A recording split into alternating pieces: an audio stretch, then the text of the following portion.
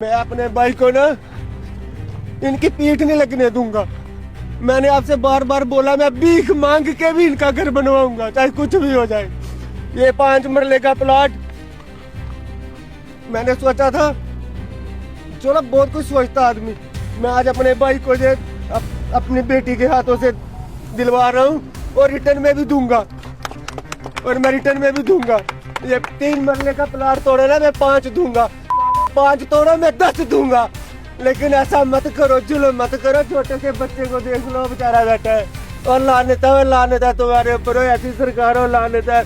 हम इस देश में रह के भी बेघर हो गए। बस मैं कुछ नहीं कहना। आज हम बात करेंगे जम्मू के एक पत्रकार अरफाज अहमद डैंग और उनके पड़ोसियों की एक कमाल की कहानी के बारे में।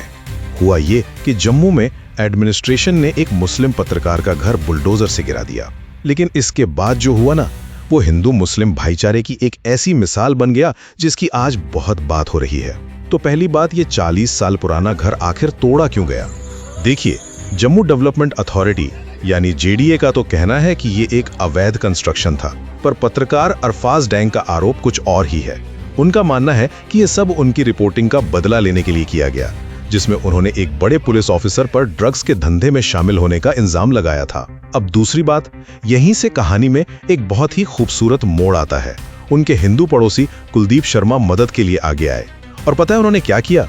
उन्होंने डैंग को 5 मरला जमीन का एक टुकड़ा ही तोहफे में दे दिया। ये उनके पुराने 3 मरला के प्लॉट से भी बड़ा है। शर्मा जी ने तो कसम तक खा ली कि वो अपने भाई का घर फिर से बनवाएंगे, चाहे इसके लिए उन्हें भीख ही क्यों न मांगनी पड़े। और आखिर में देखते हैं कि इस पर लोगों का रिएक्शन कैसा रहा। सोशल मीडिया पर तो एडमिनिस्ट्रेशन की इस हरकत को तानाशाही कहा गया, लेकिन शर्मा जी के काम की सबने जी भरकर तारीफ की। यहाँ तक कि पूर्व मुख्यमंत्री उमर अब्दुल्ला जैसे बड़े नेताओं ने भी इस डिमोलिशन की निंदा की। डैंग का कहना है कि इस सपोर्ट से उनका हौसला टूटा नहीं, बल्कि और बढ़ गया है, क्योंकि उनके लिए लाखों घरों के दरवाजे खुल गए हैं। तो कुल मिलाकर ये कहानी सिर्फ एक घर टूटने की नहीं है, बल्कि ये कहानी है कि कैसे मुश्किल वक्त में इंसानियत और भाईचारा सब पर भारी पड़ता है। तुम्हें कीड़े पड़े कुत्तों, मर जाओ तुम। और उमर अब्दुल्ला सरकार से मेरी यही है कि तू तो भैया रिजाइन ही दे दे, तेरे से अच्छा काम तो जानवर कर ले। आज इस देश में हिंदू मुस्लिम जो किया जा रहा है ना, ये तरीका ठीक नहीं है। ये भाईचारा कभी खत्म नहीं होगा, कभी खत्म नहीं होगा। मेरा भी गिरा दो सालो, मेरा भी गिरा दो। मर जाओ तुम, मर जाओ। मैं कुछ नहीं कह सकता। तुम बहुत अच्छे हो, तुम्हारे बच्चे जिए, ये मैं सोचना जब बेकार। हम हैं, जिंदे हैं, और भी आएंगे, सब कुछ होगा। और मैं अपने भाई को, ये बहुत बड़ा तमाचा है तुम्हारे मुंह के ऊपर, मैं अपने भाई को ना इनकी पीठ नहीं लगने दूंगा। मैंने आपसे बार बार बोला, मैं भीख मांग के भी इनका घर बनवाऊंगा, चाहे कुछ भी हो जाए। ये 5 मरले का प्लॉट मैंने सोचा था, चलो बहुत कुछ सोचता आदमी। मैं आज अपने भाई को अपनी बेटी के हाथों से दिलवा रहा हूँ, और रिटर्न में भी दूंगा, और मैं रिटर्न में भी दूंगा। ये 3 मरले का प्लॉट तोड़ा ना, मैं 5 दूंगा, 5 तोड़ा मैं 10 दूंगा। लेकिन ऐसा मत करो, जुल्म मत करो। छोटे से बच्चे को देख लो, बेचारा बैठा है, और लानत है तुम्हारे ऊपर। ऐसी सरकार हो, लानत है। हम इस देश में रह के भी बेघर हो गए। बस मैं कुछ नहीं कहना चाहता। मैं कहना चाहती हूँ कि मुझे बहुत ज़्यादा दुख हो रहा है कि ये जो सिचुएशन होती है ना, ये किसी के साथ भी हो सकती है। और मैं तो यही कहना चाहूँगी पर्सनली कि मैं भैया की छोटी बहन हूँ।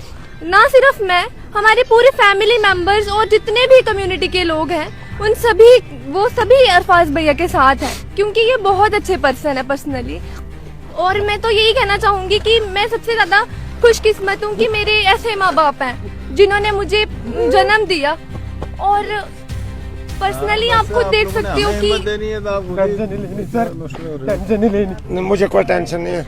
जहाँ मेरी पब्लिक साथ है, जम्मू के लोग मेरे साथ हैं, मेरे बेटे के साथ है, हमारी सपोर्ट में। हमें इससे धन दौलत क्या चाहिए, और कुछ नहीं चाहिए। हमारे जम्मू कश्मीर में इतनी एकता तो है। जम्मू में कल से हजारों लोगों ने हमें सपोर्ट किया और मदद करने की कोशिश। हमारे लिए इतना ही काफ़ी है। जैसे आप जैसे हस्तियाँ आती हैं हमारे पास, मेरे बेटे की सपोर्ट कर रहे हैं, बहुत धन मिल रहा है हमें, मुझे बहुत खुशी मिल रही है। और यही मैं अपने बेटे को सीख देता हूँ, लोगों के काम आओ। लेकिन सच्चाई का ज़माना नहीं है इस वक्त, सच का साथ कम देने वाले और जो बेईमान लोग हैं, जो रिश्वतखोर लोग हैं, जो 2 नंबर के धंधे करने वाले, जो 50-50 कनाल के प्लाट हड़प करने वाले, उनको कोई कुछ नहीं कहता। 2 मरले ये आपके सामने है। प्रॉपर्टी अगर ये वैसा मेरा बेटा होता है या वैसा लुटेरा होता है, इसका भी कोई महल होता बहुत बड़ा आज तक 8-10 सालों में। लेकिन मैंने इसको यही नसीहत की, बेटा अच्छे काम करते करते हमारी जान अगर जनता के पीछे और अपने समाज के पीछे लग जाए, परवाह मत करना। मैं ये समझूंगा अपने हिंदुस्तान के आईन के लिए शहीद हो गया मेरा बेटा, मैं इसके लिए तैयार हूँ। मैं अपनी जनता के लिए, बस जम्मू के लोगों का मैं आभार हूँ, सब पूरी जनता का जो मेरे इस वक्त बेटे की सपोर्ट में है और सपोर्ट करते हैं। मैं धन्यवाद करता हूँ मीडिया का भी, हिंदू का भी, सिख का भी, ईसाई का भी, अपनी बलादरी का। मैं इसी में कल से दग दग मेरी जवानी आ रही है और मेरी जिंदगी जो है मतलब शायद इस खुशी से बढ़ेगी जो हमें समाज और मीडिया और अच्छे अच्छे लोग जो है सच्चाई पे चलने वाले लोग हैं, वो मेरे बेटे का इस वक्त साथ दे रहे हैं। मुझे इससे ज्यादा कोई धन दौलत नहीं चाहिए। कश्मीर में जो मेरा फयाज दोस्त है, मेरा बेस्ट फ्रेंड है फयाज ऋषि, अगर आप मुझे देख रहे होंगे, आयत मेरी बेटी है, वो इस टाइम एडवोकेट है और एक माना जाना तो मेरा दोस्त है, इतना बड़ा ठेकेदार है। तूने मुझे रात को भी कहा ना, तू जा मेरे भाई, मैं तेरे साथ हूँ। अब घर बनाना है, अब तो सुन लेना, बागल में हंस भी रहा हूँ और रो भी रहा हूँ। हंस इसलिए रहा हूँ कि मुझे पता है मेरे पीछे सपोर्ट कश्मीर तक है, बाहर तक भी है। लेकिन दोस्त तू एक बहुत अच्छा इंसान है ऋषि भाई, रिक्वेस्ट है मेरी, घर बनाना है जबरदस्त तरीके से, बस यही मेरी रिक्वेस्ट। आज जी आप क्या कहेंगे, आज जो एकता सामने आई है? ये आप देख सकते हैं, ये प्यार है। मतलब कोई ये नहीं कि हमने इनको कोई बुला करके यहाँ पे लाया है या मैं कोई नेता हूँ तो मैं इनको सिखाऊंगा। ये इनका प्यार है, जो ये छलका है इनकी आंखों में। और किस तरह से ये मतलब डॉक्यूमेंट्स लेकर के मतलब मेरे को ऑफर कर रहे हैं कि आप हमारा मतलब, ये तो इनका बड़ापन है, ये हमदर्दी है। और एक अरफाज डैंग का घर तोड़ने से, एक अरफाज डैंग का घर का दरवाज़ा बंद होने से मेरे लिए लाखों घरों के दरवाजे खुल चुके हैं। मेरे को इससे बड़ा और क्या चाहिए था। उन लोगों ने, उन ताकतों ने सोचा था अरफाज डैंग टूटेगा, ख़त्म हो जाएगा, लेकिन यहाँ पे मेरे को इतना हौसला मिला है, इतना मतलब लोगों का प्यार मिला है। हर जगह से मेरे को फ़ोन कॉल आ रहे हैं, इतने हज़ारों लोग मेरे को यहाँ कल से अभी तक मिल चुके हैं। तो बहुत प्यार मिल रहा है और मेरा हौसला और बुलंद हुआ है, ना कि टूटा है। और मैं हमेशा ही सच की आवाज़ बनता रहा हूँ, बनता रहूँगा, आगे भी इसी तरह से काम करूँगा। इससे दुगने मतलब जोश से काम करूँगा। मेरा मतलब ये ख़त्म नहीं होगा। कोई सोचेगा कि घर तोड़ दिया तो इसकी हिम्मत टूटेगी, हिम्मत अरफाज डैंग की कोई तोड़ नहीं सकता है जब तक हमारी जनता हमारे साथ है। भैया को ये वाला जो घर टूटा है ये हम वापस नहीं ला सकते, पर हाँ इतना है कि मेरे जो पापा ने इतना अच्छा डिसीजन लिया, 5 मरला जो ज़मीन है वो भैया के नाम कर दिया और इनके फैमिली मेम्बर्स के लिए। तो मैं तो बहुत ज़्यादा प्राउड फील कर रही हूँ इस वक्त। और भैया को हमें यही, भैया के हमेशा साथ ही रहेंगे और इनके फैमिली मेम्बर्स के साथ हैं। ये है मोहम्मद कैफ। 12 नवंबर को दोपहर 2 बजे से अपने घर मछली शहर से लापता है। परिवार बेहाल है। अगर आपको कैफ कहीं भी दिखे तो कृपया इन नंबरों पर तुरंत संपर्क करें। आपकी एक कॉल किसी परिवार की खुशियां वापस ला सकती है। हम हाथ जोड़कर गुजारिश करते हैं, अगर आपको कैफ से जुड़ी जरा भी जानकारी मिले तो तुरंत इन नंबरों पर कॉल करें।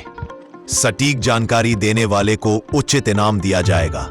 इस वीडियो को शेयर करके आप इन्हें बचा सकते हैं।